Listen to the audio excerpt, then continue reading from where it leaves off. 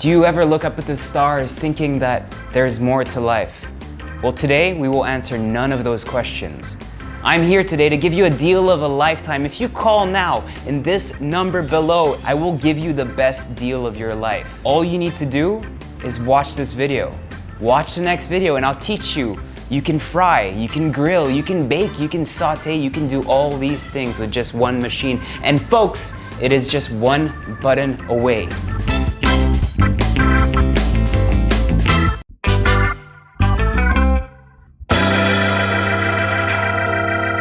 I get tons of tweets and emails and messages from people online, and I get this one repetitive one that a lot of people ask me about, which is, Erwan, can you make stuff for students or people who live in a college dorm room? My answer to that usually is, do you have an induction cooker to cook on and everything? But you know, you still have an induction cooker, you still have to put a pan and a pot on top of it and everything. So in come the rise of the multi-fryers. All of a sudden, air fryers are the talk of the town. Everyone wants them. So we decided to go ahead and unbox one of them to see if whether truly it could be the next big thing in terms of just cooking everything in one place, in one location. So today, we are unboxing the DeLonghi Multifryer. So without further ado, let's open it.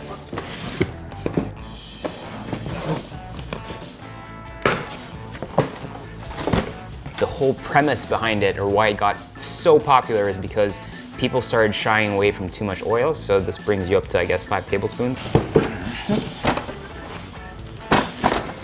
This is what it looks like once it's out of the bag.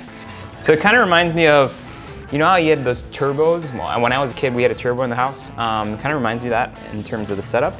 You have a little grill here, which I'm guessing is where the fan system and heating comes in, but you also probably have heat coming from the bottom, which is what they meant by this kind of dual heating system. Inside here, which I think is pretty nifty, you have this paddle which will help move things. So I'm guessing you can, when you're frying something, or you know, if you're really lazy, you want to put some onions in there, but you don't want to kind of baby the onions, you can kind of just leave them and the paddle will just stir them for you. I thought it'd be cool to actually put it to the test. We're not going to use the 5 functionalities of the air fryer, but we are going to do 4 different recipes. So I mixed some regular potatoes, which you see here, with some sweet potatoes. These are the white variations. And then now we're going to lay them out on a piece of paper here. Use another paper towel and pat them dry as you go along. Once these dry up nicely, we're just going to set them to the side here. So once you've cleaned your machine, if you see the tiny knobs here, you'll see a bunch of different things on it. And there's one for French fries. So we're gonna place it on French fries. I'm gonna set it to about 40 minutes on power level 3. I'm gonna take the potatoes and place them inside the bowl. 3 teaspoons of olive oil, close it. And I'm guessing this is play. There you go. Now we wait. 35 minutes in, and it looks like we're about done. So empty this out. Oh! Did a bit of salt.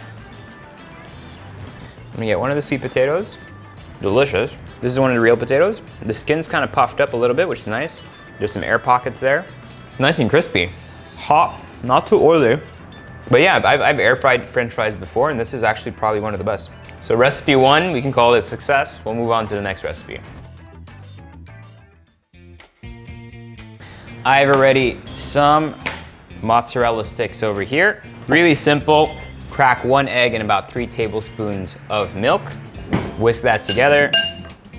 That's station number 2. Station number 1, I have some flour here. And to that, we're gonna add in some herbe de Provence, a bit of onion powder, and then we're gonna do onion powder with the panko as well, just to really have that flavor seep in.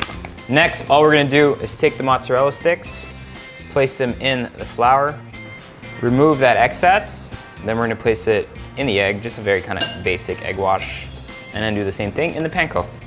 So we're gonna repeat this. Once we're done here, we're gonna place it in the freezer for about an hour just to make sure that everything's coated properly. So same functionality. I'm gonna remove the panel, place them inside, and then we're gonna go ahead and pour in some oil, 20, and begin.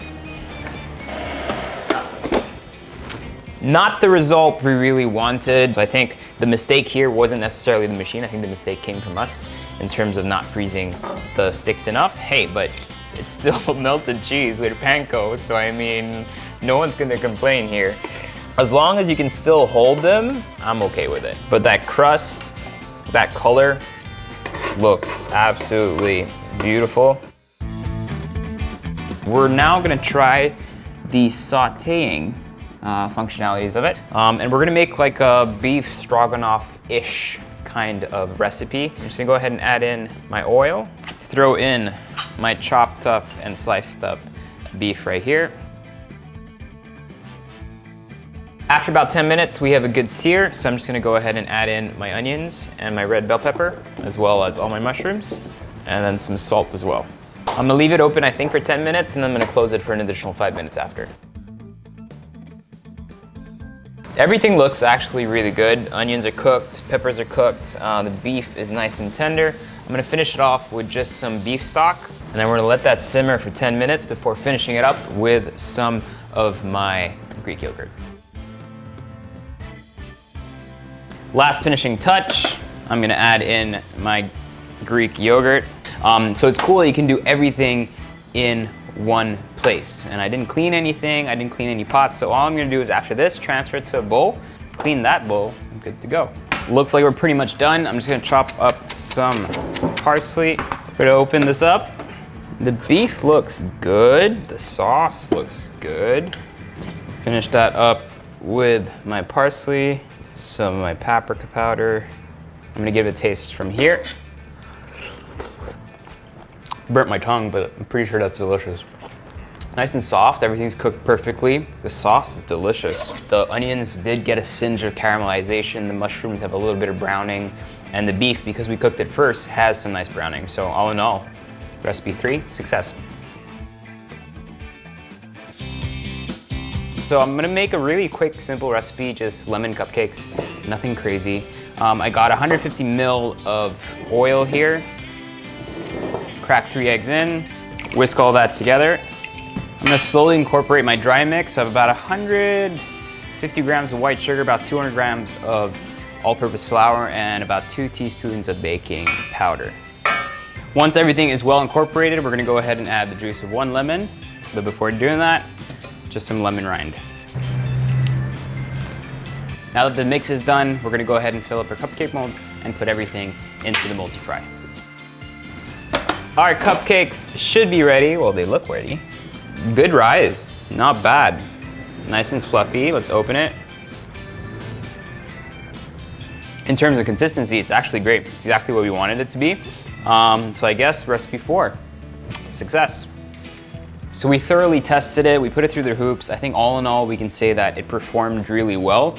I think what I like about it is the variety of things that it can do, that it can replace multiple items rather than having 4 different appliances. You just have 1 appliance, or 5 appliances rather. You have 1 appliance to replace them all. So all in all, what's the verdict? I would recommend to buy it because it does a lot of things. It's very compact, it's very easy to clean, all things that for me are very important. So I hope you guys enjoyed that unboxing video. We'll do more if you guys want to see more, so let us know in the comments below, and I'll see you very soon. Peace out.